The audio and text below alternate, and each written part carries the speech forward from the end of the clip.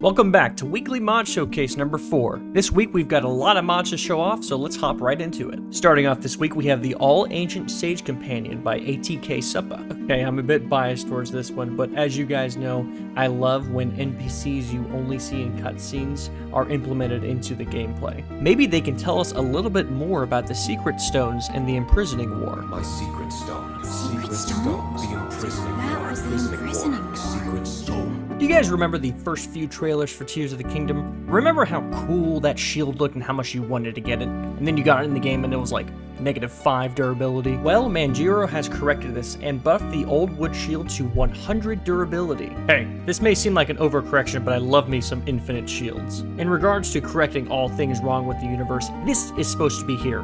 That, there, and this over here. Thankfully, Legend 5V has restored Nintendo's last brain cell and given us the correct placement.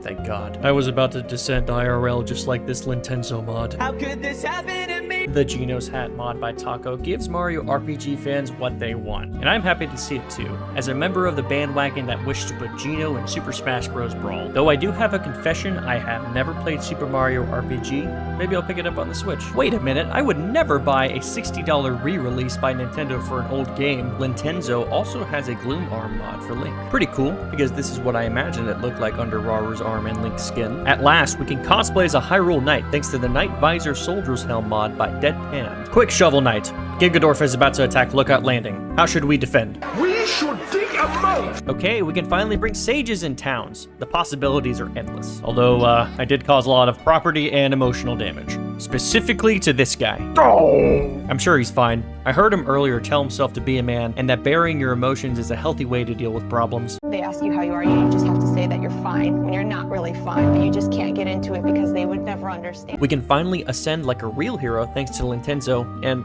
yeah, I'll just do the obvious here. You're welcome. Lintenzo also gave us a thumbs up mod for Link. Puts me in a good mood. Also, do you guys know why Mario stopped doing the peace sign after Mario 64? This is because Shigeru Miyamoto wanted to shake the kitty image of Mario and thus placed a ban on it. Shame. Alright, Lintenzo's on a roll here with the T-pose gliding. T-posing is a guaranteed way to assert your dominance over everyone, my friends. Go ahead and try it. I did this to my neighbor and now they no longer wish to talk to me out of fear. This mod also gets rid of the paraglider permanently. Good. The Toolin's Alternate Outfits mod by Fat Cat Music gives Toolin a wide variety of outfits to choose from Link's arsenal. I threw on the Demon King outfit for wait, no! Demon King? Secret Stone. Stone? The Imprisoning War. That was the Imprisoning War. Secret Stone. Alright, we have a few series of old Zelda items and cosmetics being brought back, and we'll just start out with my favorite, being the Zora armor from Twilight Princess. I was absolutely shocked to throw this mod on and find out it only had 158 downloads. The attention to detail is just crazy by Manjiro, so go show him some love. In fact, go show love to all these modders, including Suspenzo, the creator of the Hawkeye over Glide Mask mod. He must know I'm a sucker for anything Twilight Princess. Following back up with Manjiro, he's replaced the Giga Clan ninjas with Crazy Man Zant. Oh, I love fighting this guy again, he's absolutely nuts. Many were disappointed with Zant going from a foreboding Giga Chad to a crazy nut job, but I personally liked it. It subverted expectations. In a good way. Get out of here. The bunny hood from Ocarina of Time has made a return by Suspenzo, and no, unfortunately, it does not make you faster. Sorry, guys. They ask you how you are, you just have to The Goddess's Treasure Chest by Suspenzo replaces all chests in the game with the Goddess Chest. With the similarities to Skyward Sword, it was only a matter of time before this happened. Speaking of similarities, be on the lookout for my Zelda tier list soon. Manjiro has also replaced the Bokobo with the Slingshot. Don't ask me how I got it. Underrated and classic item. Suspenzo has also given us the Gyro's mask, and for no particular reason, I'm going to play the music from where this mask came from because it's goated.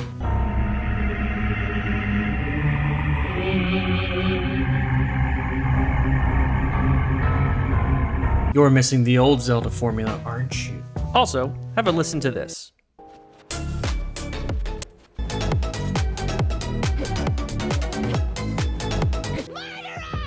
Yep. Oh my god! Oh my god! You want to be on top? Yeah. Link with Zelda's hair. That's all I have to say. The Alternative Climber's Bandana by Tenka and Nate Endo. Fairly simple mod, a great aesthetic change where I can't go back to vanilla anymore. Up next is the Propeller Paraglider by Banan039. And fun fact, this actually comes from the Shrine fans. This reminds me of a paraglider from another game, but I can't remember it. The Skull Knight armor by the Lone Devil has finally been ported by Legend 5V into Tears of the Kingdom. Now this was originally in Breath of the Wild, but we finally have it in Tears. I'm in love with the aesthetic of this mod, and it feels like you're playing a completely different character when you throw it on, but it looks like I have a new sleep paralysis demon. Cloud Strife from Final Fantasy by Legend 5V. Probably just one of the coolest video game character designs ever. I've personally never played a Final Fantasy game, but it's so cool to see this mod. I'm doing my best. Fusibles X by Apache Thunder has evolved the meta of Korok Torture. I will certainly try my best. Now just fuse to my weapon here, then I'm gonna throw you like a boomerang. Aw, there you are. Hey, this isn't at all revenge for making me get 1,000 Korok seeds. The very last mod we will be looking at is the No World Limits by Tears of D Devs. This is the most important mod because this prevents items and devices from despawning when going over 21. Ultra Hand will not detach, so we can literally build Divine Beasts now. As you can see, I'm displaying my pitiful creations on screen, but I'm really excited to see what everyone else has in store for what they will build. That is if their Switch doesn't explode. I did want to spawn more items to test it out, but I didn't want to crash my game. Coward. But that's it for this week. What was y'all's favorite mod this week? I personally love that Zora armor from Twilight Princess, but let me know in the comments. Guys, thanks so much for the support to the channel. I have a few announcements regarding channel growth soon, so stay tuned for that. I'll be seeing you guys on my stream tonight. Take care.